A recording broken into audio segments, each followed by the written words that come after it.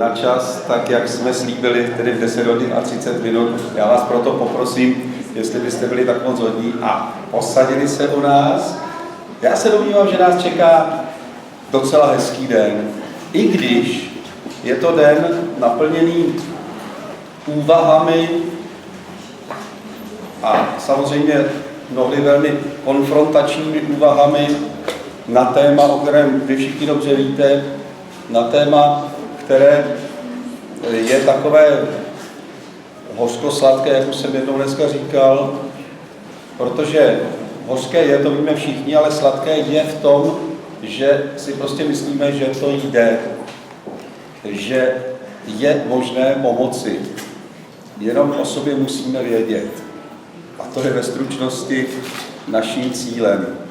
Já si dovolím ještě vzpomenout teď tiskovky, která proběhla o poschodí výš, za účasti, za docela bych řekl masivní účasti novinářů, ale jak si nešlo o to, kolik je tam novinářů, ale kolik je tam jaksi vzdělaných a poučených novinářů. A to vám tedy musím říci, že z toho jsem měl úžasný pocit, protože ta mediální sféra byla velmi dobře informována a získali jsme za tu hodinu, ta tiskovka měla trvat 20 minut, a trvala nakonec hodinu, a získali jsme takový pocit, že jsou to naši přátelé, že jsou to naši kamarádi a že jsou to lidi, kteří chtějí pro nás něco udělat. Tak já bych poprosil Gábinu o krátké video. Krátké video. A kdo byste tak laskavě představili se nás? Promiňte, já jsem byl tak unešen tou tiskovkou Petr Jančařík. Já jsem kdysi dělal pro děti Magio, ale to byl takový dětský pořad a to je takové moje zase stigma, že kamkoliv přijdu, ačkoliv jsem potom dělal ještě třeba tutovku a další spoustu jiných věcí a tak, prostě těch hříchů mám víc, tak kamkoliv přijdu, jak si říkají, ty jo, Magio. Takže by to takhle zůstalo Petr Jančařík a to je vlastně všechno. Já jdeme na to.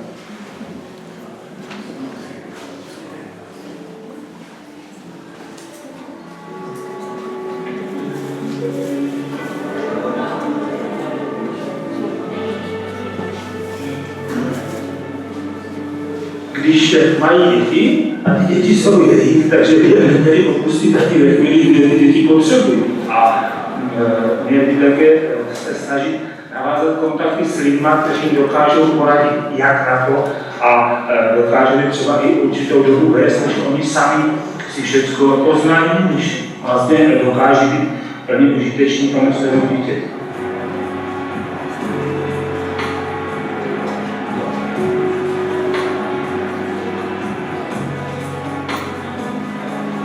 Mě to baví, protože já pracuji s lidmi, kteří chtějí sami se nějak změnit, chtějí na tom makat. Důležitá je touha vykročit správným směrem, i když vím, že ta cesta nebude jednoduchá.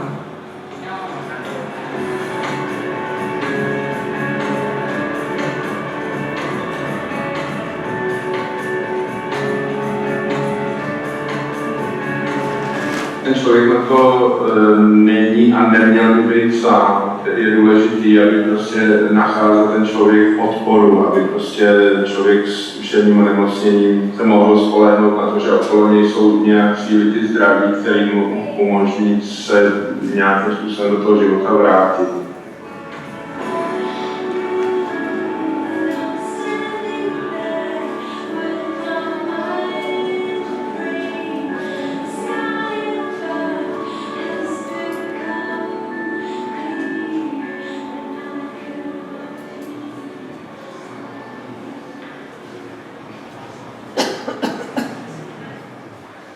Já děkuji za tenhle úvodní spot a myslím si, že vůbec nebudeme váhat, pozveme paní ředitelku tedy České asociace pro psychické zdraví Evu Grubovou, aby se ujala slova. Děkuji. Dobrý den, slyšíte mě? Já se jmenuji Eva Hruba a jsem tedy ředitelkou České asociace pro psychické zdraví a moc ráda bych vás přivítala na naší dnešní konferenci, kterou zahajujeme kampaní DETO. Celý projekt je podpořen z norských fondů v rámci programu Iniciativy v oblasti veřejného zdraví a z grantu hlavního města Prahy, kterým tímto moc děkujeme. Zároveň bych moc ráda poděkovala i svému kolegyni Luci Poláčkové a Gabriele Drasíchové, které tu mají celé na starosti celou kampaň a díky kterým tady dneska můžeme být. Ráda bych poděkovala také kreativnímu studiu Lace Up za jejich ochotu, vstřícnost a profesionalitu při vytváření vizuálu celé kampaně. A především bych ráda poděkovala všem přednášejícím i vám, účastníkům této konference, za to, že jste tady, že jste si udělali čas a prostor a za to, že vám není lhostejná problematika duševních nemocí. Dovolte mi možná hnedka na začátku říct, kdo je vlastně naše organizace, která to všechno dneska organizuje. Česká asociace pro psychické zdraví tak je spolek, který byl založen v roce 1996 jako občanské sdružení. A naším cílem a naším úkolem je pomáhat v České republice vytvářet prostředí, které bude příznivé pro ochranu duševního zdraví. A naším hlavním a nejdůležitějším klientem je tak člověk, který trpí duševní nemocí a kterému se snažíme pomoci. Jako asociace se snažíme také sdružovat poskytovatele sociálních služeb, neziskové organizace, které pomáhají, jednotlivce i skupiny, které se angažují právě v podpoře a právě osob s duševní nemocí. Jsme také poskytovateli dvou sociálních služeb, terapeutické komunity, o které bude dneska ještě řeč, a linky psychopomoci, což je telefonická krizová linka, která slouží nebo je určená pro osoby, které trpí akutní nebo přechodnou psychickou krizi. Důležitou asociační činnost potom tvoří i časopis Esprit, který je tištěné periodikum, vychází již od roku 1998 a je určen především osobám, které se sami prošly zkušeností s duševní nemocí, jejich rodiny příslušníkům, ale i odborné veřejnosti anebo dalším zájemcům o danou problematiku. Kampaň, kterou jsme se rozhodli uspořádat a kterou zahajujeme dnešní konferencí, tak je určena nebo je zaměřena na destigmatizaci osob trpících duševní nemocí schizofrenního typu. Chceme ukázat veřejnosti, že při nějaké komplexní péči a podpoře je možnost, nebo je nemožnost, ale je jistota, že každý takto nemocný člověk se může navrátit zpátky do toho běžného každodenního života. Je ale nutné, aby měl kolem sebe takzvaný nějaký záchranný kruh, v jehož středu on stojí, a který mu potom pomáhá proplout celou tou cestou za uzdravou. V tom záchranném kruhu na tom prvním místě, nebo jak v té první fázi, tak je lékař a správná medikace, velmi důležité, ale v těch dalších fázích už je potom nezbytné, aby se zapojili i rodina, blízcí přátelé, blízké osoby toho člověka, sociální pracovníci, neziskové organizace a především ale veřejnost, která nebude osoby trpící schizofrenií stigmatizovat a odsuzovat. A za tímto účelem pořádáme přesně tuto kampaň a přesně tuto konferenci a já doufám, že to bude mít úspěch. Děkuji vám za pozornost, doufám, že se vám budou všechny příspěvky líbit a nashledanou.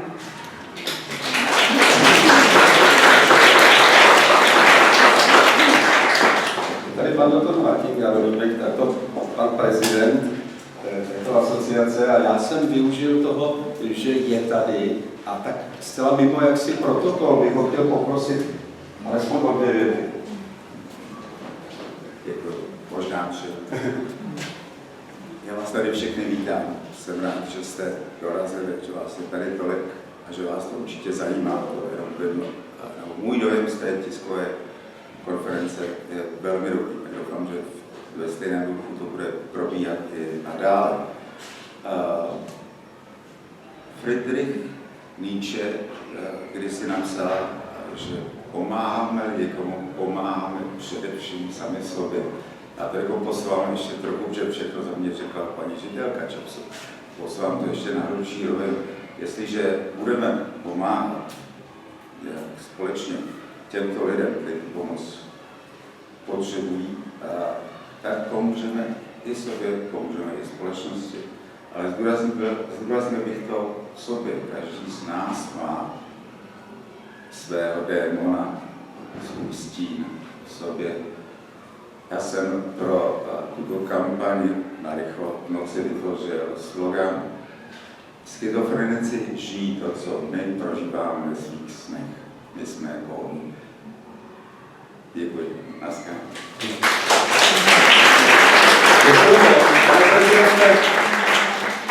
Já vás ještě teď zneužiji k té věci, protože vy víte, že teď dostane slovo Marek Páv a bychom to mohli pojmout společně jako takový dva moderátoři, že bychom ho nějak uvedli a vy byste mu mohli charakterizovat třeba jednou větou, abychom věděli, co nás čeká. Tak mám bez Marka. Marku.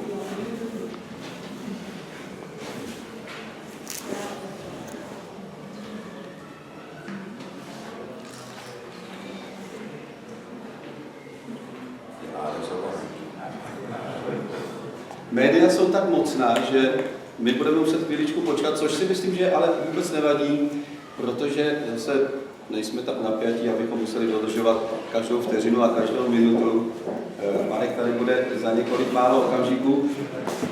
A teď už můžeme udělat takovou charakteristiku. Marku, já jsem dostal za úkol jenom tě představíte se, co se týče procent pozice a tak. Určitě představíš sám. Já jenom řeknu, když jsem Marka poznal, dobře na nějakém projektu, který jsme dělali společně ještě s jinými kolegy, tak Marek byl o něco mladší. Ale co mě na Markovi velmi zaujalo, byla jeho upřímnost, pravdivost, jistý práce. A proto si Marka velmi vážím. Od té doby Marek zaznamenal určitý kariérní vzestup, ale tyhle ty vlastnosti, které se jmenoval, zůstaly. To je a dělá dobrou práci. Jo, tak děkuju, tak jsem takový trošku nesvůj.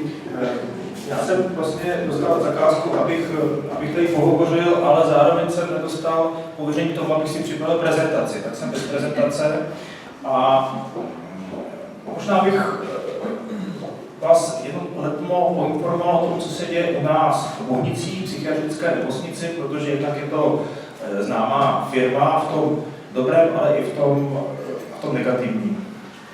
A stručně řečeno, každý, kdo přichází k nám, má určitý pohled. Ten, kdo přijde příští víkend na Meziploty, tak jistě bude naladěn spíš odpočinkově. Ten, kdo k nám vchází jako rodinný příslušník nebo někdo, kdo vyhledává tu službu, může vstupovat s určitou obavou nebo může mít určitý typ očekávání, které může nebo nemusí být reálné. To, co my se snažíme jako nemocnice v současné chvíli vnímat jako velmi potřebné, je úprava něčeho, co se nazývá, jak v učebnicích, institucionální kultura. No, to je vlastně určitý přístup k řešení problémů našich klientů, nebo chceme-li pacientů, který nedobře reflektuje přání nebo očekávání. Zdá se mi, že málo nasloucháme, přestože je to taková paradoxní věc, protože nemohu zároveň ukázat na některého lékaře nebo lékařku a říci, vy nebo ty dostatečně nerespektuješ nebo nějakým způsobem nevnímáš potřeby nemocných. Ale to je určitý systém organizace péče, který se projevuje třeba kulturou zápisů, kulturou vedení oddělení, organizací vycházek, organizací vnitřních aktivit, kde si myslím, že máme velký prostor pro zlepšení. A je to velkou zásluhou Martina Holého, našeho pana ředitele a v současné chvíli předsedy psychiatrické společnosti, že dopřává sluchu a jednak jsem přesvědčen o tom, že má vnitřní přesvědčení o tom, že ten koncept uzdravit. Recovery je něco, co lze alespoň do určité míry v instituci uplatnit. A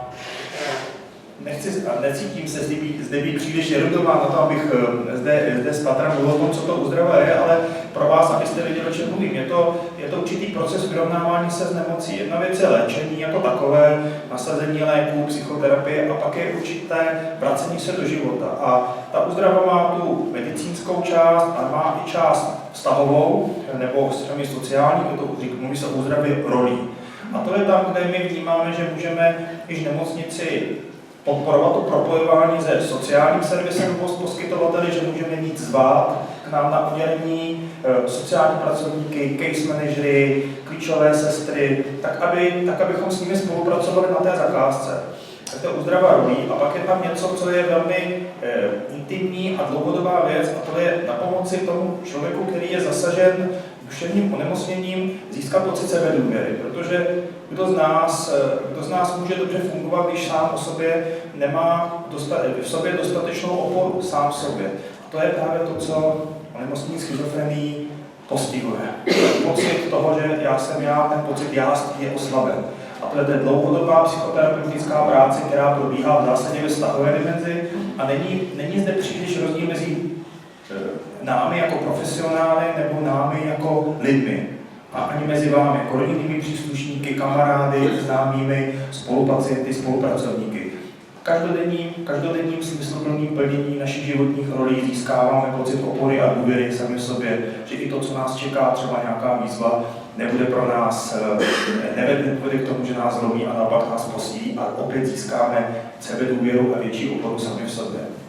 A to je koncept, který si myslím, že můžeme i v instituci, přestože jsou hlasy, které říkají, že to v instituci nejde, tak já jsem přesvědčen o tom, že do značné míry, alespoň v tom přechodovém období, když se bavíme o implementaci reformy psychiatrické péče, která je plus minus 5-10 let, ta implementace bude probíhat, tak já si myslím, že něco, co musíme zohlednit. A také pracovat v zájmu určité koordinované snahy mezi psychiatrickými nemocnicemi jako určitým síťovým poskytovatelem, protože reforma pro ty z vás, co jsou obeznámeni, já to zopakuji, stojí na 4 hlavních pilířích. Jeden z nich je ambulantní péče, která je taková, jaká je, a jistě, že má určitý prostor pro zlepšení, ale zároveň nemůže pojmout a poskytnout tu komplexní péči. Pak jsou zde psychiatrické nemocnice, chceme-li léčebny, to znamená ty velké instituce, které jsou často odlehlé, a pak je zde systém psychiatrických oddělení v nemocnicích. Ten systém není vybudován, mnoho nemocnic,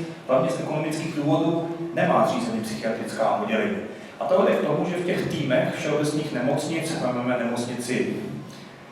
vemte si nemocnici okresního typu, tam by mělo být psychiatrické oddělení, a je to důležité z několika důvodů. Jednak k tomu, aby byl k dispozici vždy erudovaný konziliář, který poskytne tu péči psychiatrických nemocnic, protože se ukazuje, že naprostá většina nemocných s psychiatrickým onemocněním v těch všeobecných nemocnicích není hospitalizována na psychiatrii, ale na internách, na chirurgiích, neurologiích a podobně. A to je vlastně něco, co není úplně dobré. A je to samozřejmě otázka tzv. Komorbidit, to znamená, mám ty onemocnění a to, co bude ta hlavní diagnóza, a to, co bude vedlejší. Tak, to jsou třetí pilíř. A čtvrtý pilíř je to, co potřebujeme dobudovat, a to, co nám velmi chybí, a to jsou centra duševního zdraví. Centrum duševního zdraví v tom konceptu, který si myslím, že budeme sledovat nebo budovat, je multidisciplinární tým, který operuje primárně mimo zdravotnické zařízení nebo mimo instituci. To jsou terénní sestry, sociální pracovníci, lékař, který jezdí za nemocným k němu domů. To je to, o čem slyšíme tady od kolegů, a to je to, co se velmi osvědčuje a to, co tu péči jednak výrazně zvyšuje v kvalitě. Já jako nemocný budu mnohem radši, když sestřička, kterou dobře znám, s kterou mám vybudovaný vztah, se za mnou staví a pohovoří se mnou na místě, které si vybereme, než když budu muset jít někam do instituce a tam si s ní povídat. Takže je to určité přiblížení se péče těm nemocným, a také to dokáže tento systém výrazně snížit počet hospitalizací. A hospitalizace není příjemná pro žádného z nás, a to je to, k čemu bychom chtěli směřovat. To znamená snížit počet hospitalizací. Takže ta diskuze, zda rušit léčebny nebo nemocnice, je trochu lichá. Nejdřív musíme vybudovat systém péče a pak uvidíme, kolik těch lůžek nám zbyde pro to, aby bylo nezbytné. Zároveň jsou tady určité segmenty, a teďka musím se trošku obrátit a mluvit jako představitel té velké instituce, která chce přežít. Zároveň jsou tady lidé, kteří mají příkladu nařízenou ochranou léčbu, kteří spáchali trestný čin, a kde je jistě pochopitelné, že po určitou dobu, než se opravdu přesvědčí všichni zúčastnění, že je možné svěřit jim tu důvěru a rozhodování v tom smyslu, že je možné propustit do ambulantní péče, tak budou vyžadovat hospitalizaci. samozřejmě v časech zhoršeních a jsou zde alternativní metody, ku příkladu senátor Ondřejov teďka předzvažuje zřízení sotérie, to je třeba jeden ze způsobů, jak se pokusit ta nemocní zvládat bez použití farmak, ale v některých případech to prostě není možné, je nezbytné ty léky podávat a třeba nasazení léků a provedení nezbytných vyšetření je pak nutné udělat za hospitalizace. Takže to je taková část, takový vstup a to, co vás možná víc zajímá, je spolupráce s neziskovým sektorem. My v rámci těchto norských fondů máme spolupráci v několika oblastech. To, co je podstatné zmínit, že náš tým komunitní, který funguje už 2 roky, fúzuje s týmem Fokusu Praha 8, to znamená, my s Fokusem sociální službou budujeme společný tým. Druhý takový tým budujeme na Chebsku, protože na Chebsku funguje velmi dobře tým, který není vybaven lékařem, a my zase v Ohnicích, ať chceme nebo chceme, jsme se vyznačujeme koncentrací lékařů, to znamená formou jakési dlouhodobé stáže budeme vysílat lékaře do Chebu. A pak máme spolupráci s APLou, to je zase oblast péče o lidi s poruchami učení, nebo chceme-li s autistickým poruchami autistického spektra. A to je zase sice okrajová, ale velmi důležitá věc, protože ti z vás, kdo máte tu osobní zkušenost nebo odbornou povědomost, víte, že ta péče a ten tlak na rodinné příslušníky a na tu součinnost institucí je velmi velký, a my taky cítíme, že není dobré, aby tito lidé byli dlouhodobě hospitalizováni u nás, že ta péče má být primárně sociální a rodinou nesená. Takže kromě těch různých akcí, na které vás mohu pozvat do Bohnic, které jsou na našem webu, máme také další projekty, které jsou z norských fondů. Já nechci to zde tady dělat promo něčemu jinému, ale snažíme se o vytvoření určitého know-how z psychiatrických nemocnic, který je zaměřen rehabilitačním způsobem, a také máme velký projekt, který se zaměřuje na tělesné zdraví nemocných. Protože v těch státech, které vedou mnohem lepší statistiky než my jako Švédsko, se zjišťuje, že nemocní s velkou psychiatrickou diagnózou umírají až o 20 let dřív. A primární příčinou úmrtí nejsou sebevraždy, ale jsou to nemoci srdeční, jsou to nemoci nádorové. A to je něco, kde jako česká psychiatrie, ať chceme nebo nechceme, musíme převzít odpovědnost a musíme se snažit nemocné s velkým duševním onemocněním zaopatřit i tělesně, alespoň pokud přijdeme do styku s nimi za hospitalizace, a propojit péči v oblasti tělesného zdraví. To znamená, ten systém, který je nedostatečně propojený v oblasti o tu hlavní diagnózu, musí být propojen i více s praktickými lékaři, interními lékaři, tak, aby jsme vlastně řádně léčili podle všech kautel, zase to jsou různé jiné standardy péče o tělesná onemocnění, abychom toto nezanedbávali, a málo se na tom mluví, a myslím si, že je to určitě ta část ledovce podladěno. Tělesné zdraví duševně nemocných je něco velmi podstatného, protože již u praktiky víme, že tělo a duše jedna jsou. Takže tím bych možná skončil a dal prostor vašim dotazům, jestli je to možné. A ještě předtím možná poznámka. Já jenom v jedné doplnění, to je můj neštva, že tam potřebuji někoho doplňovat. K tomu třetímu pilíři, to jsou ta psychiatrická oddělení všeobecných nemocnic, ten pilíř by měl sílit a ta lůžka, máme 20 velkých psychiatrických, že jsem mu říkal léčebných nemocnic, tak stále máme 20 a ty by se měly postupně nějak redukovat, ale s respektováním toho, co Marek říká. Ale ten třetí pilíř, psychiatrické oddělení, ten nesílí. Od 89. roku nevzniklo žádné nové psychiatrické oddělení. Naopak psychiatrické oddělení byly to běžící zaniklo. Jenom konkrétní to. A Marek říkal, že v tom termínu úzdravy, recovery anglicky, tak tam je ta hlubší rovina, ten vztah k sobě. Onemocněl jsem, nacházet znovu, jaký jsem, co mě to potkalo, nacházet si nějaký jiný hodnoty a tak. To je strašně důležitý proces. Ale je důležitý si uvědomit, jak já říkám, že ten proces, když se vždycky stane, tak ze 60% se to týká člověka samotného, ale zbylých 40% se týká jeho okolí, především rodinných příslušníků. Ti taky musí znovu přehodnotit vlastně svůj život, vypořádat se nějak s tím faktem, že někdo se jich středu onemocněl, vypořádat se s božími pocity, viny, hanby a tak dále. Takže i to bezprostřední okolí musí najít znovu nějaké své hodnoty sebe sama, takže netýká se to jenom toho jedince. A teď tedy děkuji, prostor pro dotazy. Pokud budete chtít mikrofon k tomu, já vám ho rád poskytnu, anebo zvyšte hlas, to je na vás. Tak. Já mám na mikrofon. Mikrofon ani moc potřebuju. Pane doktore, co byste řekl přímo k tomu tématu destigmatizace? Stigma je něco, co má každý člověk v sobě zabudováno nebo nemá. A je to určitý postoj. A k tomu destigmatizaci, myslím, dochází na několika rovinách. Jednak přijme osobní znalosti někoho, kdo trpí onemocnění. To je dobře známá věc, že když lidé, kteří onemocní, jsou dobře zapojeni v nějakém kolektivu a vrací se zpátky, takže ten kolektiv je lépe přijímá, protože je tam určitá předběžná znalost, to znamená míra stigmatu je nižší. Tak to je úroveň osobní. Pak je úroveň instituce, to je informování, to znamená transparentnost, proč ty věci jsou a nejsou. Je to úroveň rozhodovací, ku příkladu při dobrovolné hospitalizaci. My máme už v současném právním řádu v občanském zákoníku zakotvenou institut předem projeveného přání. Myslím si, že toto může každý nemocný z jakoukoliv onemocnění mít zakotveno. To znamená, když nastane čas zhoršení mého onemocnění, já chci, aby za mě rozhodoval můj bratr, tento člověk, matka, rodič. A tento člověk pak může být ve velmi rovnoprávném vztahu s tím poskytovatelem, řekněme institucí, protože ten dokument je právně závazný.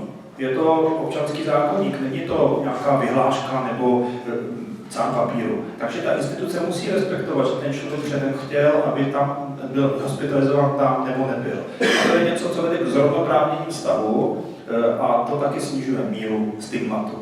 No a vidíme to teďka v kampani s prchlíkem syrským nebo jinými. Neznalost vyvolává velkou obavu, úzkost je bojící oblak. A v okamžiku, kdy dokážu říct, čeho konkrétně se bojím v kontaktu s duševním onemocněním, co na tom vnímám jako nebezpečné, potom se můžeme na věcné rovině bavit o tom, zda to skutečně tak je nebo není, zda je to předsudek. Jako, že třeba duševní onemocnění jsou nebezpeční šílenci, které je lepší, anebo že to jsou lidé, kteří mohou být někdy zmatení a uchylují se k agresi třeba tehdy, když se cítí, ať už skutečně nebo domněle ohrožení. Takže je to pak věc i nás, nechci říct odborníků, ale všech, kdo mají hlubší povědomost o tom, co to je nebo není duševní onemocnění, aby toto komunikovali. Ať jsou rodinní příslušníci, ať jsou přátelé, ať jsou to osoby, které se jí zotavily a hovoří o své zkušenosti. Děkuju. Prosím.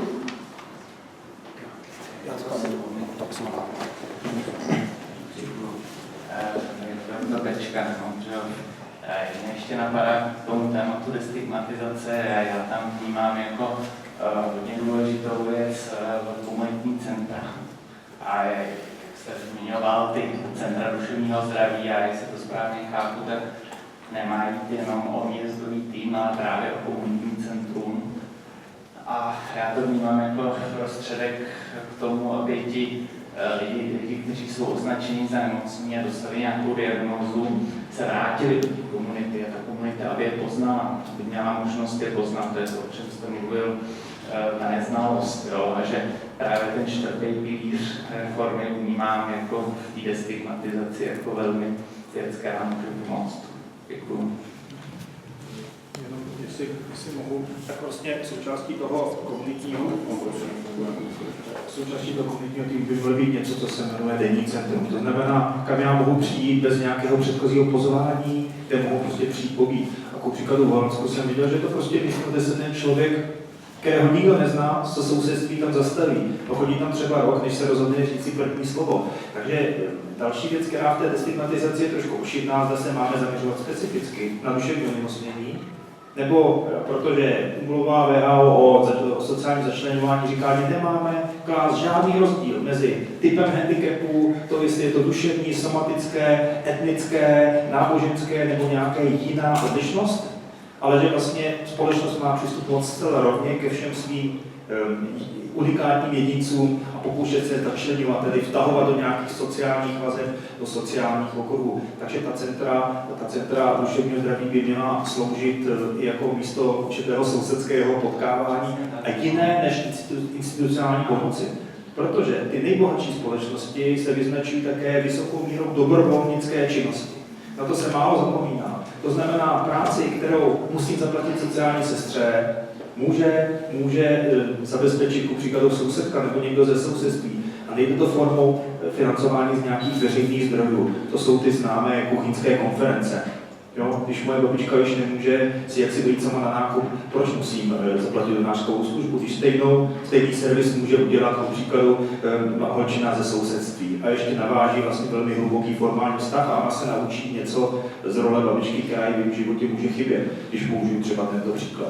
Takže měli bychom velmi apelovat na to, abychom to, co si můžeme udělat sami, na úrovni vesnice, domů, ulice, abychom si udělali sami sobě, protože sociální zdroje v Evropě jak si dají jak let na slunci, peněz není nikdy dost. A to, co se naučíme dělat sami sobě, tak to nám zůstane. A je to určité sociální know-how, jak ty věci dělat, které nám ušetří peníze a zároveň ty peníze můžeme investovat jako společnost do něčeho jiného.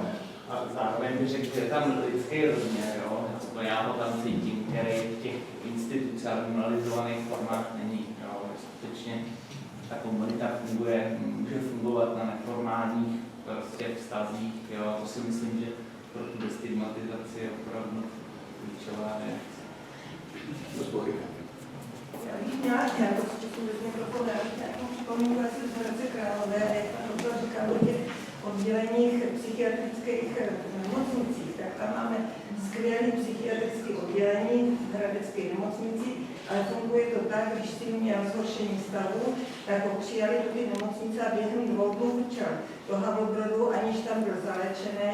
Prostě takhle to funguje, skončí v Brodě na tom přijímacím oddělení, kde byl asi 6 neděl, protože zase měl volno na 6, čímž on teda dobrovolně v životě do toho Brodu nechce jet, že buď těch zkušenosti z toho přijímace. Takže to, co říkáte, je pěkný, ale v podstatě to funguje tak, v Hradci mě řeknou, že oni tam prostě pro tyhle ty nemají místo. Takže takhle to je. Rozumím tomu, a to je právě to, co je potřeba změnit. Ku příkladu Havlíčkův Brod ne, ale Jihlava již je regionalizovaná nemocnice, to znamená, já vím, že z toho okresu budu přijat na určitý pavilon. Stejný princip chceme zachovat i v Bohnicích, aby nemocný z Prahy 8 šel na určitý pavilon. A cílem by bylo nikoli překlad na následné oddělení, ale překlad do péče toho komunitního týmu nebo jiného servisu. A toto je vlastně velmi závislé na té dostupnosti. My víme, že ministerstvo třeba v oblasti záchrany říká, záchranka musí do 20 minut. Ale ten princip dostupnosti veřejnou dopravou by měl být zakotven v budování té nové sítě. To znamená, já bydlím, nebo mám bydliště v severních Čechách, takové odlehlé vesnici trvalé, a odtamtud, když se mám dostat do servisu, což je to zaniklé litoměřické oddělení, tak tam musím se dostat veřejnou dopravou. A nemohu za to, protože jsem nemocný schizofrení, mám invalidní důchod 8 000, a to jsem ještě rád, že mám 8 000, a já potřebuji veřejnou dopravu se dostat tam nazpátek, protože potřebuji léky. A nebo třeba mám schůzku se sociálním pracovníkem. A toto je vlastně princip té regionalizace, který jsem zmiňoval, který je velmi podstatný, protože sebelepší servis, který je za horami, opět mluvím o severních Čechách, pracoval jsem v Horních Beřkovicích a nemocní z Děčína to měli 2 hodiny. No to přece není žádný kvalitní servis, když tam musím mít 2 hodiny a nazpátek taky 2 hodiny, to mám na celý den. Takže to je něco, co je součástí té reformy a co by mělo být velmi klíčovým parametrem, aby ta služba byla lokálně dostupná, ten komunitní taky. V ideálním případě, abych tam mohl dojít pěšky, protože se třeba bojím cestovat autobusem, což mnoho lidí se bojí. Přátelé, ještě dotaz, prosím. Já bych se chtěla zeptat Dana Chrtková, Národní ústav duševního zdraví. Já si myslím, že velký problém je v zaměstnávání lidí s duševním onemocněním.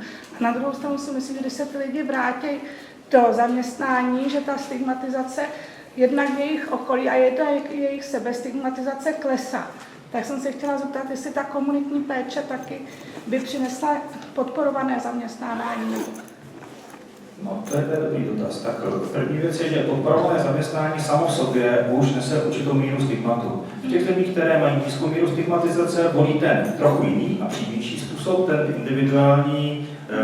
individual placement and support. To znamená, existuje specializovaný pracovník, který má know-how a znalost jednak těch firem, jednak vlastně už se spolupracuje s úřadem práce a který pro tu danou osobu najde místo na běžném trhu práce a vykomunikuje a vlastně zabezpečuje i ty oblasti výpadku a tak, aby byl důvěryhodným partnerem pro toho zaměstnavatele, ale i pro toho klienta. A toto se ukazuje být velmi efektivní způsob, takže je to určité zase know-how, jak instituce donutit umisťovat lidi z onemocnění nikoli do chráněné dílny, tak jak tady dneska zaznělo, aby někde spali, mohli tam do nějakých panáčků. To je samozřejmě velmi dobré pro nějakou akutní zhoršení a tak dále, ale nepřináší to jaksi nějakou přidanou výhodu na trhu práce. V těch zemích, které jsou rozvinutější, pracují na takových použitelnějších dovednostech.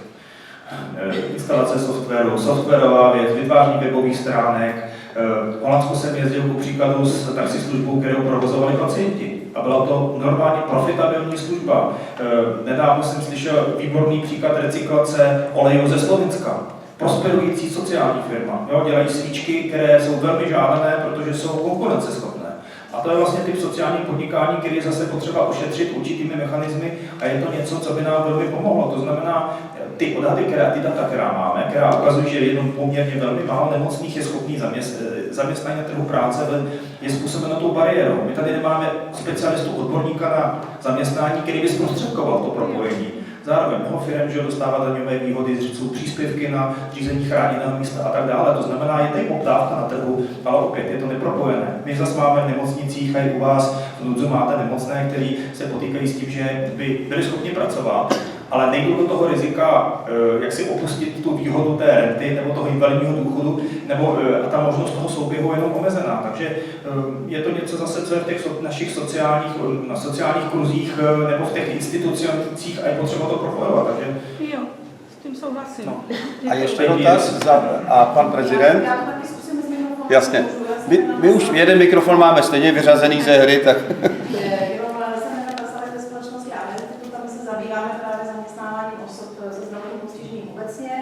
A k tomu bych teda ráda řekla, že pan to má plnou pravdu a je ještě velice důležité a myslím si, že i nejdůležitější edukovat zaměstnavatele, protože tam je veliká bariéra, je potřeba prostě chodit do společnosti, které mají zájem zaměstnávat tyto lidi a edukovat je.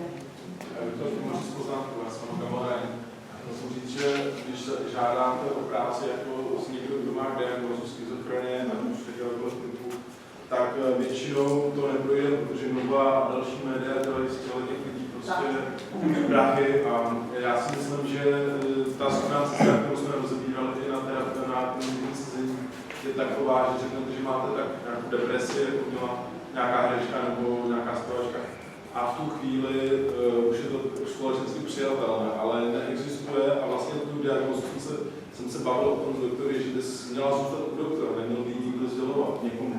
Není potom nikomu nic, vlastně máte z zákona právo nesdělovat národnost, nesdělovat diagnózu, nesdělovat osobní věci. Je tam určitý, jakoby, je to ochrana osobních údajů, ale když si to vezmete na rovinu a sednete si vlastně se zaměstnavatelem a sdělíte mu diagnózu, popravdě, tak nemáte šanci. Ano, je to opět zákonná věc, máme tady pracovní lékařství jako takové, každý z nás musí projít a jako zatajení takhle důležité okolnosti tomu pracovnímu lékaři zase není fér vůči zaměstnavateli. Je potřeba si toto říci.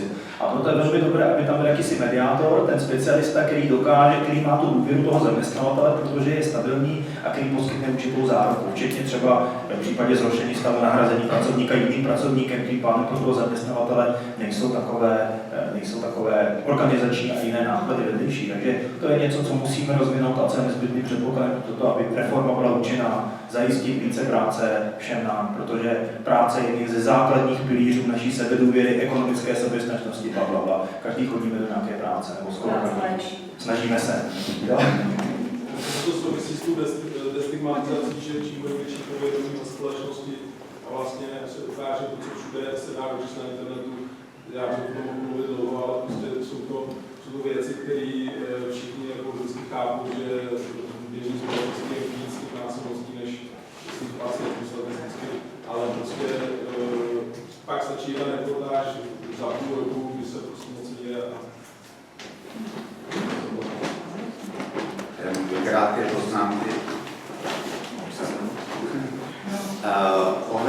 hradecké kliniky. Hradecká klinika je krásným příkladem toho, že prachy nejsou všechno. Protože tam naučilo tolik peněz, ty pokoje, postele, tak úplně skvělý. Ale ta péče tam probíhá tak, jak jste to popisovala. A co se týče toho, co říkal Marek o tom zaměstnávání a vlastně kvalitě té práce, že to je nedostatek, tak to by bylo nejlepší. Je tady Jožka Gabriel? Tady Jožka založil dobré místa, kde zaměstnává tam kolik lidí. Nechceš o to něco povědět? Že tyto lidé můžou vykonávat velmi kvalitní práci. Můžu stručně, my jsme právě pod časem dělali kurz, který se týkal redakční práce, takže jsme vyškolili tehdy asi 40 lidí jako v podstatě na novináře, no a následně dobré místo získalo grant a zaměstnali jsme je na tvorbě webového portálu, který se jmenuje Lidé mezi lidmi. No a momentálně zaměstnáváme asi 20 lidí. Děkuju. Já se omlouvám, já tady funguji jako takový jako hlídač času a vždycky zklamu v této roli. Jo. Už teď jsem samozřejmě ve velkém zpoždění a tak chci poděkovat Markovi. Oni mi říkali, toho nech, je dobrý a jsme rádi, že ho to máme. Tak ještě jednou děkuju pěkně. Martine, Oni nejsou schopni.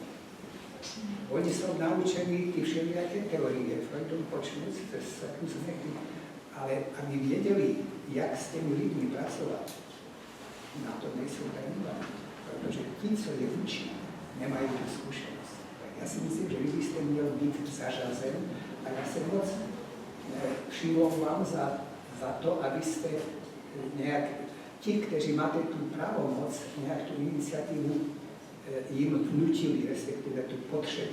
Protože věřte mi, že ta interdisciplinarita, kterou vy představujete tam, je základem ty kreativity. A ta tady není. My máme jenom inovace, nemáme kreativitu. Já vám děkuji za ty krásné slova, které jsou na mě někdy až těžko se to poslouchá, co vlastně všechno mě může čekat v té budoucnosti. Ale chtěl bych vás trochu varovat, že ta práce těch konzultanta je společná s nutnou mírou odvahy a té kreativity, poněvadž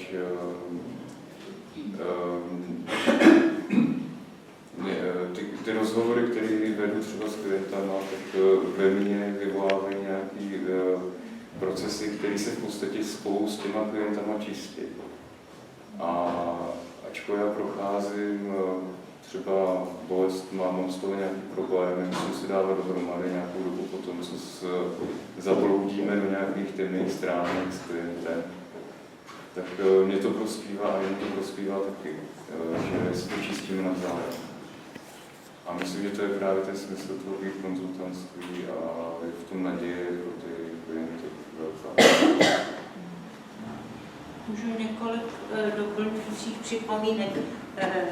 Pan Centrum pro péče o duševní zdraví má ředitele pana magistra Říčana.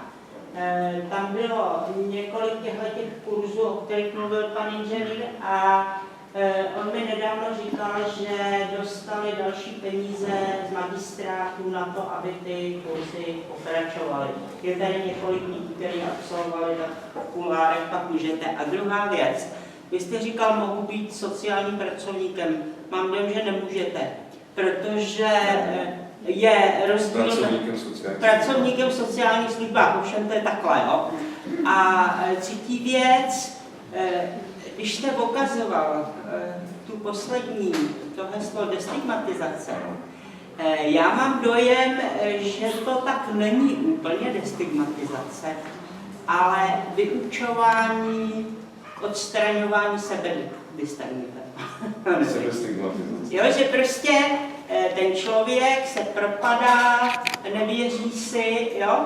A tohle, co děláte, to asi přímo neovlivňuje z okolí, ale ovlivňuje to jeho, aby se cítil lepší. Takhle to vidím.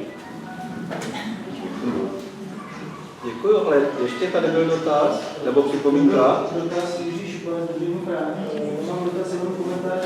jste říkal vy, a kvůli tomu, že jste se odkazoval na nějaký lidi s nějakou pravomocí. A já myslím, že nezáleží jako na pravomocích, jako ty lidi jsou od nás dostatečně daleko, aby jsme je nemohli rozhodovat, ale myslím si, že záleží na iniciativě každého z nás. Já třeba vyučuji na fakultě sociálních studií v Brně, sociální práci s lidmi s duševním onemocněním a beru si tam svoji známou, která má vlastní zkušenost s duševním onemocněním. Je to moje vlastní iniciativa, není to tak, že by mi to někdo nakázal. Chci to dělat, protože věřím tomu, že je to opravdu dobrý. A myslím si, že když vy jako se dostanete na nějakou školu, tak můžete udělat jako to samý. Nemusí vám to někdo jako nakazovat, že můžete jako udělat. A jasně, že ty věci s řízením jsou asi jako moc fajn, ale ono to dlouho trvá. Jenom jsem chtěl říct, že se tohle to děje a že jako je důležitý být iniciativní a nečekat na to, že někdo s nějakou pravomocí to zařídí za nás. Já bych jenom chtěl konkrétní poznámku k vám, Mara. Já jsem nějaký čas měl nějaké přednášky na arteterapii v Budějicích. A když jsem se ptal těch studentů, kolik z vás sem přišlo, protože si tímto studium chcete vyřešit svoje vlastní psychologické problémy, 80% se přihlásilo do 3letého arteterapeutického studia na pedagogické fakultě, protože tímto si řešili vlastní. Takže on si řeší svoje. Ano, to je pravda. Tím se obohacuje, ale zároveň sdílí svoje poznatky a jinde. Takže to se nedá odlišit, že tady je hranice ty a já. A tím mi chcete sdělit co? Já jsem řekla panu inženýrovi, že toto není destigmatizace ve smyslu ovlivňování světa, který dává těm lidem stigma, ale toho, aby odstranili svoje vlastní. To je v podstatě stejná věc, ale prosím. Já mám dotaz, já jsem si z toho, jste říkal, že když se bavíte s nemocným člověkem nebo s někým, kdo se léčí, a že to rozvíjí vaše démony nebo vaše to přemýšlení a vzpomínáte si na něco ze sebe, nebo to ani nemusí být vaše zkušenost, ale i tak vás to zatíží. Jaké máte metody, jak se s tím dorovnat, nebo jak se vy sám léčíte, jakoby udržujete v harmonii, aby vás to dostalo zpátek třeba do nějaký nemoci nebo... Já se snažím většinou jako to hodit za hlavu, jako na to zapomenout. To je tak nejrychlejší, pak pohyb, nějakou projít se. Musím si vzpomenout na dýchání, protože se mi často stává, že zapomínám dýchat. Když prostě člověk se neokysličuje dost, tak ten mozek pracuje na jiných frekvencích a on se může dostávat někam jinam. A pak používám samozřejmě supervize, na který jsem zapomněl, na to se kolega Gábina, že se tam funguje systém supervizí, ve kterých mi připomínají odborníci to, že bych měl dbát především na ty přání klienta. Tam já jsem teda občas trochu v rozporu, poněvadž u některých těch klientů ty přání jsou takové, jako, že neříkám sebezničující, ale jakože mi líto, že po něm si oni si třeba přejí si chtějí ležet. Jo, jako chtějí ležet. A v tu chvíli jako tam mě nezbývá nic než to, ale tady vlastně já mám obrovskou oporu v tom, že pracuji v týmu profesionálů. A takže kromě těch supervizí si můžu kdykoliv promluvit s někým z terapeutů, kteří mají zkušenosti s psychicky nemocnýma lidma a nějak mě podporují. A to zaplať pánu mě podporuje. Děkuju. Já taky děkuju. A vám taky moc děkuju.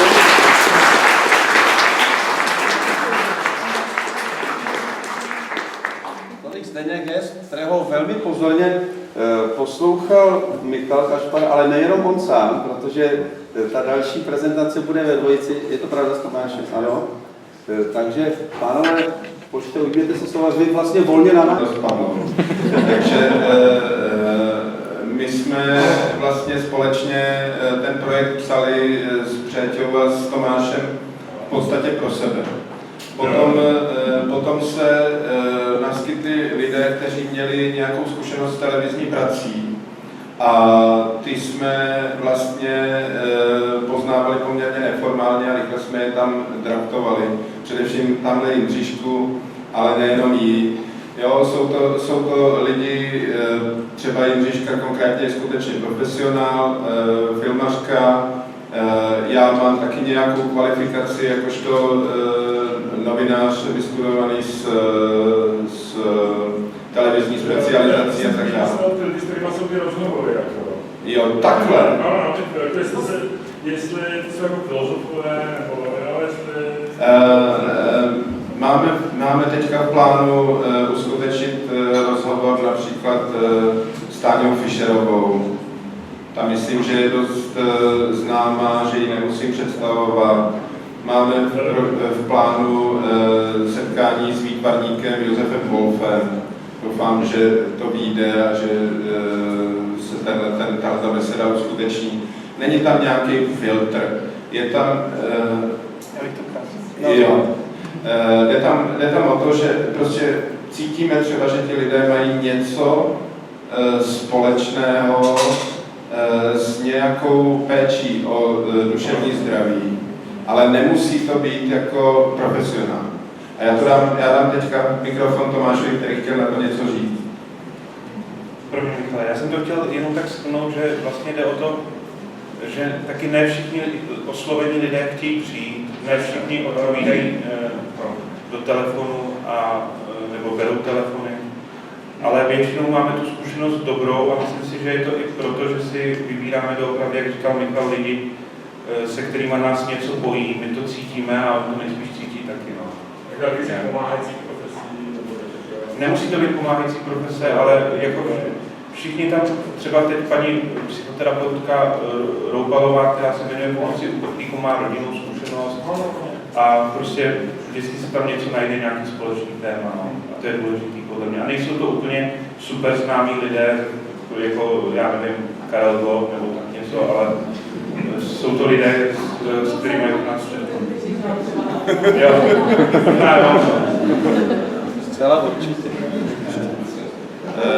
Já jenom řeknu, že třeba u paní Roubalové Koslánové, když tam teďka byla, tak se ta debata z té zkušenosti s duševním onemocněním, ať už v práci nebo v životním příběhu té paní, nakonec zcela posunul jinam. A většina té debaty, kterou budete mít možnost sledovat na internetu, se točila vyloženě o aktuálním tématu uprchlíků.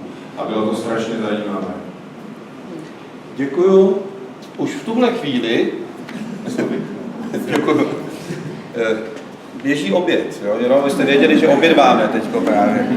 Ale já bych vám chtěl chlapi oběma moc poděkovat. Děkuju.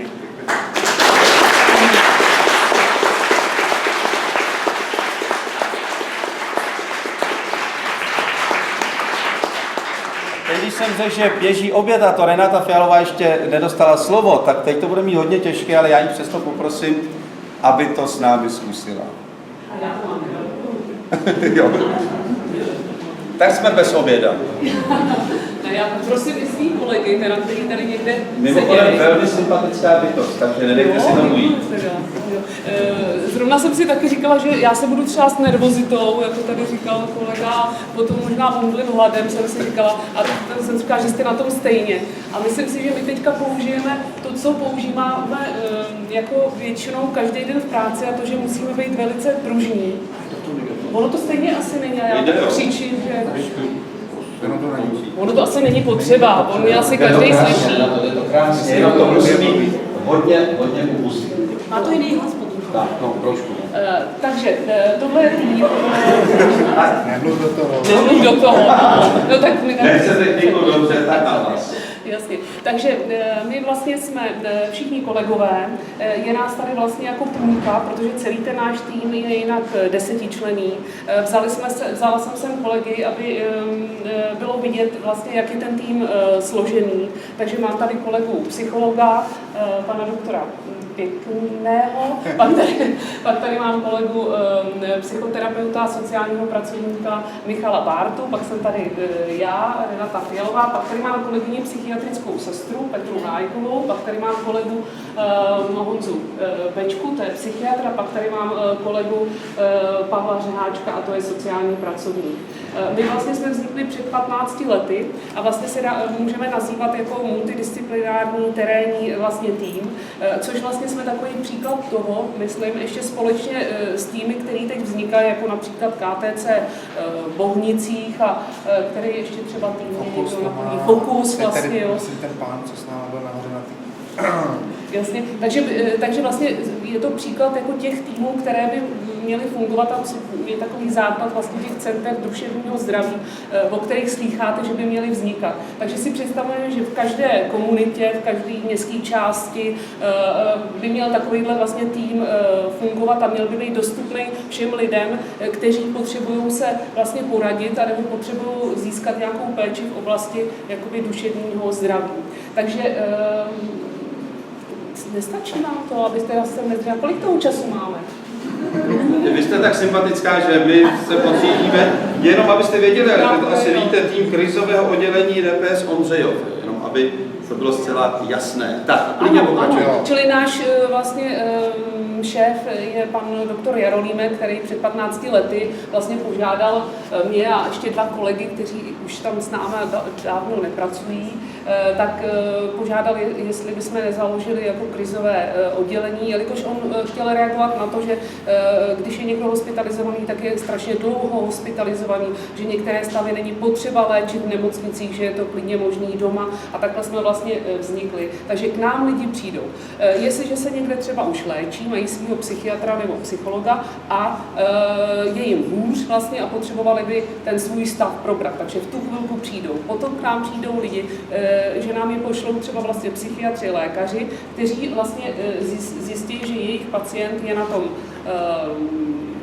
špatně vlastně v tuto chvíli a potřebuje intenzivnější léčbu a je to takové na hranici vlastně, že by možná bylo nutné ho hospitalizovat a my zkoušíme, aby ten člověk nemusel být hospitalizovaný, aby zvládl ten svůj krizový nebo zhoršení toho stavu v domácím vlastně prostředí. A potom k nám vlastně přicházejí vlastně blízcí jako nemocných a ty přicházejí ve chvíli, kdy vlastně si nevědí rady se svým blízkým, to znamená se synem, maminkou a vlastně přicházejí, že už nevědí, co mají dělat, jelikož byli za ambulantním psychiatrem, byli v léčebně, byli na jiném krizovém centru a tam jim všude říkají, když ho nepřivedete, tak my nemůžeme nic dělat. Tak v tu chvíli vlastně přicházejí k nám a my se vlastně snažíme s těmi blízkými začít jednat vlastně a mapovat tu situaci, co by šlo dělat, aby vlastně ten člověk mohl přijít vlastně za tou péčí nebo za tou službou. A když vlastně my vyčerpáme tu možnost, že by se to povedlo těm blízkým, těm rodinným příslušníkům, musím říct nejčastěji samozřejmě, tak my vlastně jsme schopní teda vlastně za člověkem výjíždět domů do jeho prostředí. A teď jsme si, teď asi s tím skončím, že je to asi takový jasný, co děláme, že jo, nemusíme to vlastně vysvětlovat. Děkuju za podporu, že kejváte. A klidně vlastně jsme si řekli, že vám každý zodpovíme třeba jednu otázku, která může, asi necháme dotazy na tady. No. Tak otevřeme dotazy. Otevřeme dotazy. A když... Sice ale dovolím si jeden dotaz a zrovna na vás, protože jste se vymezovala vlastně vůči tomu označení uživatel služby. Tak mě velmi zajímalo, jak o těch lidech, se kterými pracujete, mluvíte, vy sami na poradách, jak vypadají vlastně vaše záznamy a z těch porad, jak vypadají vaše dokumenty, jak tyhle lidi označujete. Tak mluvíme o nich jako o lidech, říkáme lidi. a jak vypadají naše záznamy, tak to je různý. Tak jako pokud, teď nevím konkrétně přesně na co se ptáte, ale pokud potřebuji na té poradě si zaznamenat něco, co bych zapomněl, tak si to rychle napíšu na papír, tak jako každý. A pokud je to záznam jakoby z toho výjezdu, tak prostě ten zaznamenám do systému, že jo, elektronického, a ten je taky slouží pro to, aby ty ostatní kolegové, který třeba jakoby, že sdílíme ty krizové pacienty nebo ty krizové lidi, takže si ho může přečíst prostě a může být v tom taky. Ale pro nás jsou, protože my jsme zdravotnické zařízení, tak pro nás jsou skutečně vlastně lidé, kteří k nám přicházejí, jsou naši pacienti. Jsou to pacienti, kteří se léčí, ať už jakýmkoliv způsobem, kromě Já opravdu vstoupím, jak říkal správně paní vedoucí, tak je na lékařské zařízení, nicméně já jsem sociální pracovník, který má i zkušenost z neziskových organizací a dávám opravdu tady Katce Karáskové, že správně jako použila slovo uživatel. Vlastně ta moje role v tom týmu, přestože relativně nová, tak já ji tam pocituju nějak jakoby vyrovnávat. Je to trochu částečné napětí mezi tím sociálním a neziskovým sektorem a tím tou zdravotnickou organizací, tou institucí a nějak jako tu kulturu seznamovat navzájem, byť jenom to označení toho jednotlivce, toho člověka s duševním onemocněním. Takže vlastně jakoby mám potřebu se zastat vlastně svý kolegyně sociální pracovnice, že to vlastně nebyl špatný použitý termín. A to je vlastně i o nějaké neznalosti. Jasně, ale to je o nějaké neznalosti vlastně, že přece jenom ten sociální a zdravotnický sektor není natolik propojený, což je určitě škoda, ale vlastně i proto jsme my jako ten multidisciplinární tým, aby se to zlepšilo. Nepropojený. Já prostě sestřička jsem pro pacienty, sestřička vždycky musí prostě ošetřovat pacienty, to prostě jinak. Tady budeme muset přidat do hlasu, jinak... Jo, prosím. Jenom ale sestra v terénu, jako v terénu. Ano, přesně tak. I tam, i v té Metkově, nebo v terénu? I sestřička v Metkově, ale převážně v terénu prostě. Převážně jsem v terénu. V Metkově mám pevnou jakoby dobu sestřičky úterý a středa. To snad ne. Úterý a středa pevná sestřička. Na Metkově a jinak v terénu prostě. Jo, co nejvíce snažím prostě být s těma pacientama v těch jejich prostě, v tom jeho prostředí, který mu blízký, který mu bezpečný, kde on prostě se cítí prostě se otevřít. Může říct ty svoje potřeby, co by potřeboval, na čem by potřeba pracovat. To, co nedokáže sdělit doktorovi, neumí to, tak to prostě na to přijde, probereme to a připravíme si, co je pro toho doktora potřeba. Jo, jsem sestřička, pracuji prostě podle toho, co si pan doktor vlastně přeje. Že? A jsem ta spojka mezi tím pacientem a doktorem. Pacient to neumí říct, tak si to připravíme. I nechce, ano, to patří. Jo. Ano. To mě připomnělo to Centrum duševního zdraví, na paní Fialovou.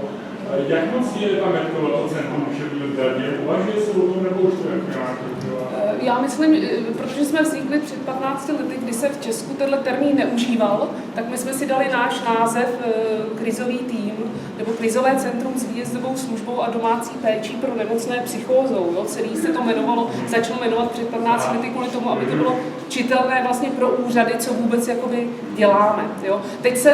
Takže bychom se teď mohli nazývat jako teď se používá komunitní tým, nebo komunitní asertivní tým, terénní tým, takže myslím si, že bychom byli teďka takhle třeba nazvaní. Jo?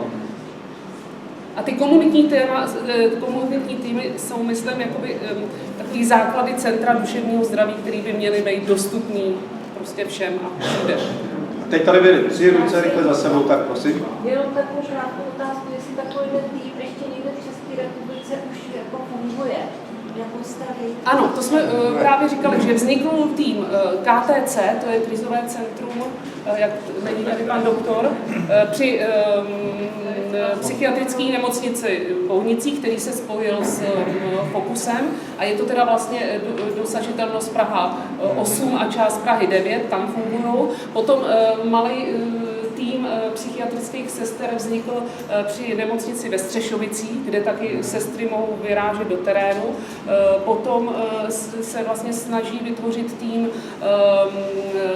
Fokusu v Podskalí, který by měl mít zase jakoby dosažnost tam jakoby v okolí. Další takovýhle, kde by bylo... Pak je to Opava. Pak je v Opavě. Maličkaté je v Český Lípě.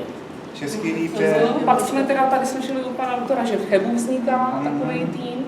A to je... A myslím, že v Ostravě ještě a my vlastně jedeme ještě na setkání vlastně těch týmů, když jsme se na jednom workshopu prostě seznámili s lidmi, kteří chtějí dělat podobnou práci, tak teď budeme mít v Brně setkání těchto týmů, který rozjíždějí tady tu Takže pomalu vznikají. Proces vzniku, že to by všechno zatím rodí se to. Ještě otázka?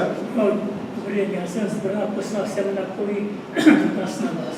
Před 20 lety jsem si pasoval svého kluka z psychiatrické léčebny, kde byl na úrovni zvířata, zamčený, díval na oči a tak dále. Čili za těch 20 let ten kluk se postavil do pořádku, vybavil se důchod, má příspěvek na péči, jako dneska je zaléčený, je v pořádku, ale strašně vážný na mě jako na opatrovníka. Co s tím klukem, když mě zítra zrazí autokaz? To je strašně těžká jakoby věc, že jo. K tomu potřebujeme právě systém všech těch...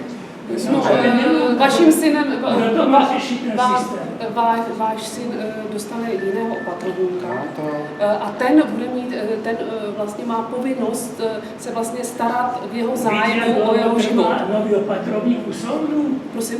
Jak dlouho trvá my to známe někdy, ale přesto prostě známe, že když se za toho člověka když se za něho člověk bere, že je tam upozorňuje například u soudu, že to není možné odkládat, že je potřeba už to řešit, protože on jinak visí a nemá žádnou službu ten člověkovi, aby se to ukázal. Ale když ten kluk zjistí, tak uteče z baráku a je schopný. Myslím si, že základ je to, že váš syn by se měl dostat do takovýchhle služeb, někde v okolí, kde bydlí. A jestliže by se něco stalo s vámi, tak vlastně ty služby začnou fungovat a on už ty služby zná, je tam navázaný, takže vlastně mu budete chybět jako táta, přijde o někoho velice blízkého, ale bude dál žít v životě, do kterého už patří a ve službách, do kterých patří už za vašeho života. Ale Brně stačí chránění, tak chybí chránění bydlení pro tyto lidi a odlehčovací služby. Jakýkoliv služby určitě chybějí, to souhlasím. A kdo to má řešit?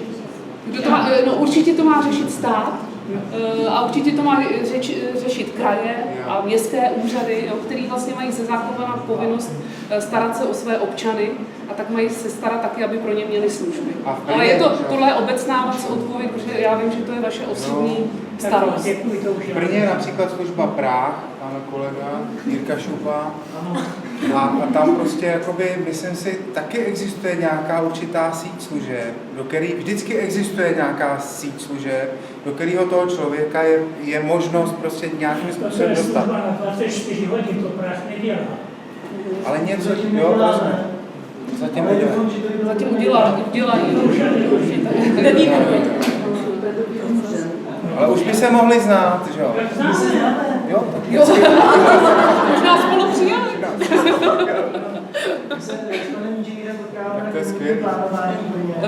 A já budu mluvit o věci, které se dějou v Brně, tak o tom slyšíte. Ale zatím opravdu nemáme 24hodinovou péči. Zatím nám na to nikdo nechce nějak peníze. Takže nám na to tak peníze uděláme. Jasně.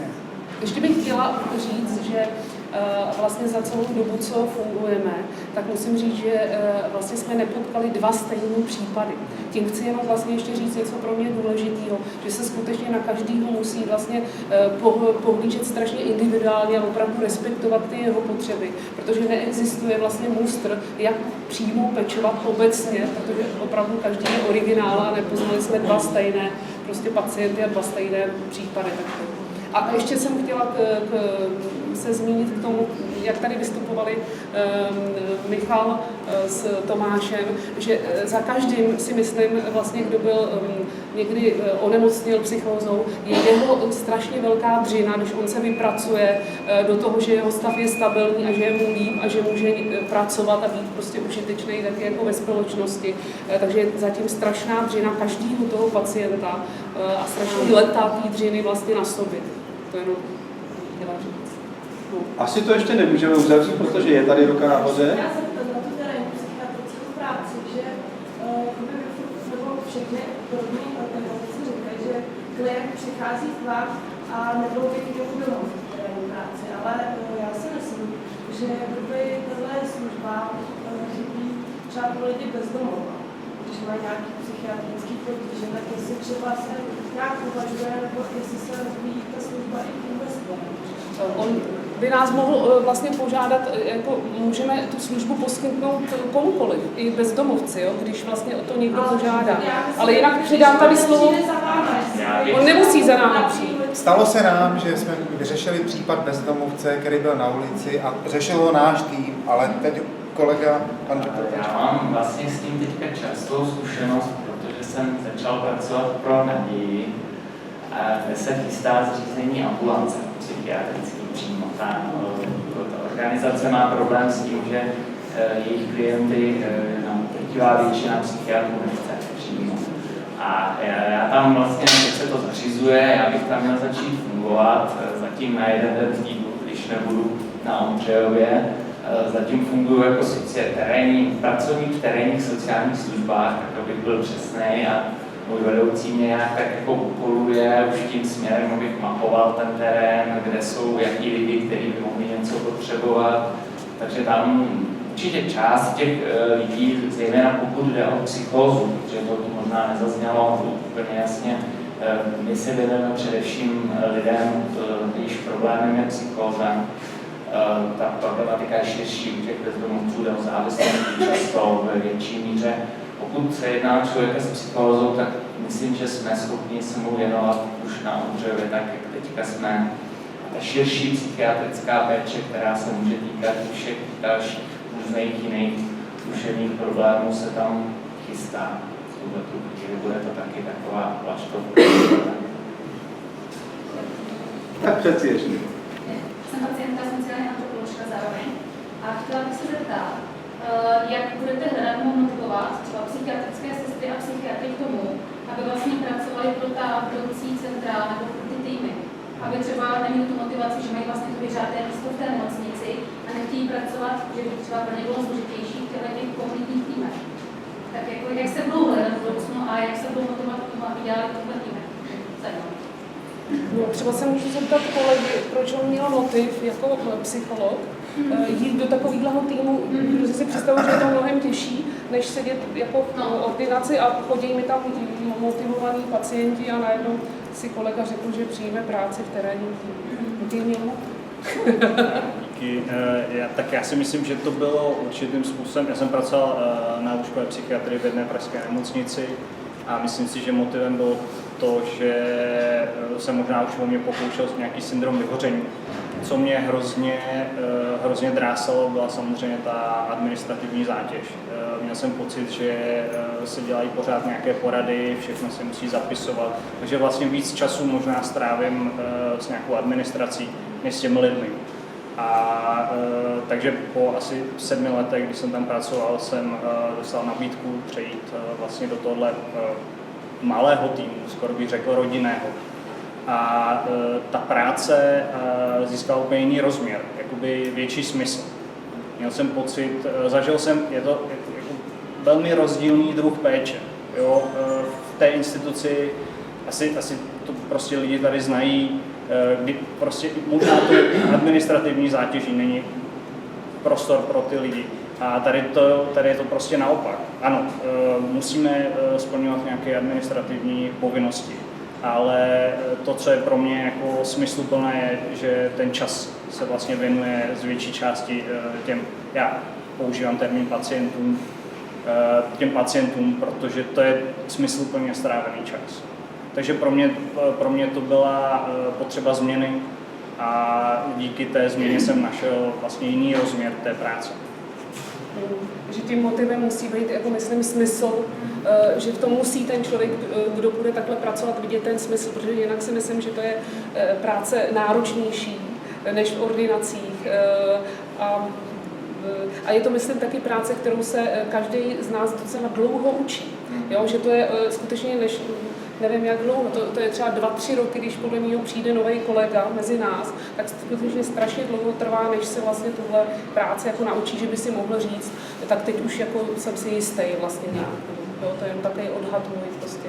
Já bych to jenom dodal, já patřím taky k relativním nováčkům v týmu, jsem tam něco přes 2 roky, 2,5 roku, to bude za chvíli a taky mám pocit, že se to učím. A já jsem se k tomu dostal, takže prostě to byla nabídka od pana primáře, když jsem se poohlížel po novém místě a mě to začalo lákat, protože jsem si řekl, to zase ještě neskusil.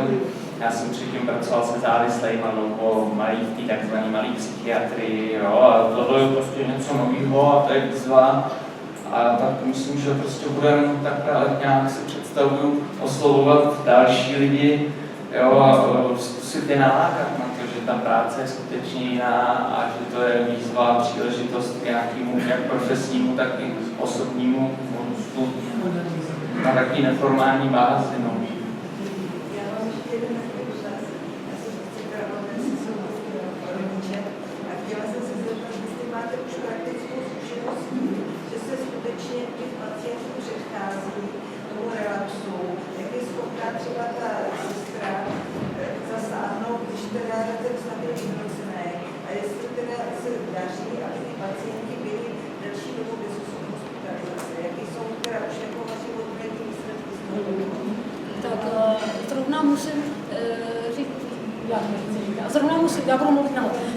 Zrovna vlastně musím říct, že mám celkem vlastně pět vlastně pacientů, u kterých za dobu, že mám 5 pacientů vlastně teď aktuálně, u kterých za dobu, co je mám v péči, tak prostě nebyli hospitalizovaní. Jo.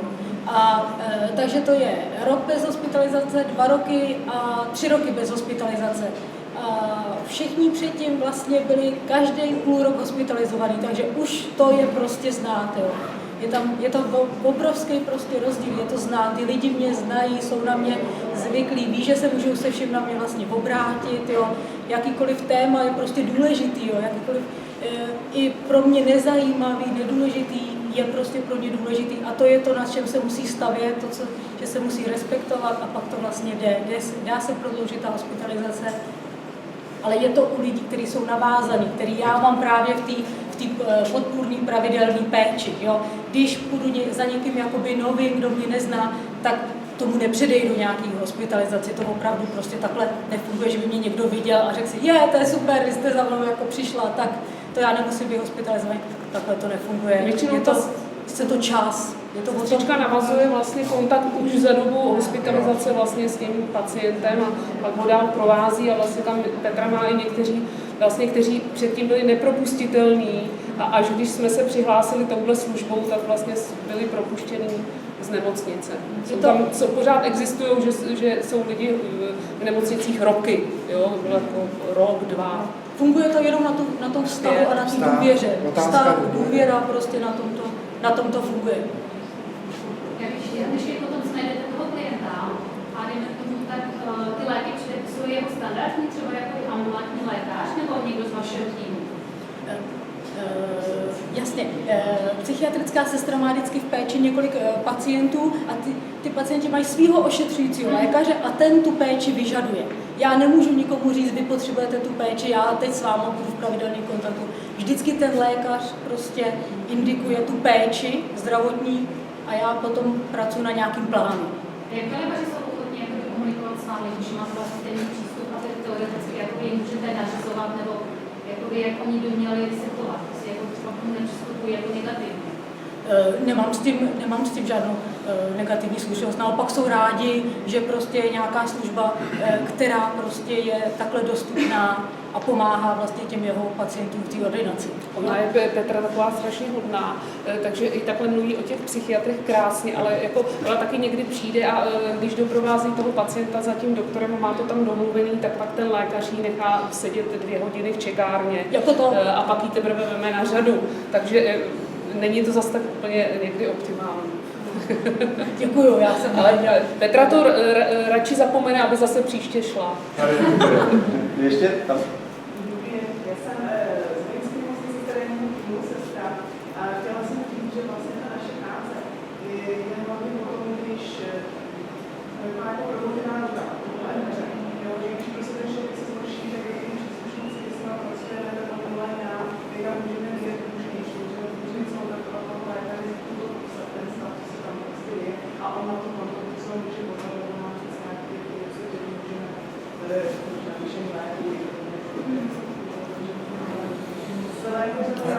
Musím říct, že většinou je spolupráce docela dobrá, ale je samozřejmě pravda, jelikož je to služba vyžádaná, nebo třeba dostatku úkazní lékaře nebo tak, nebo samozřejmě má tam lékař nějaký rozpočet ambulance, pacientů pojištění, tak hodně malých ambulancí psychiatrických mám trošku jako obavy z toho, aby se nezvýšil náklady.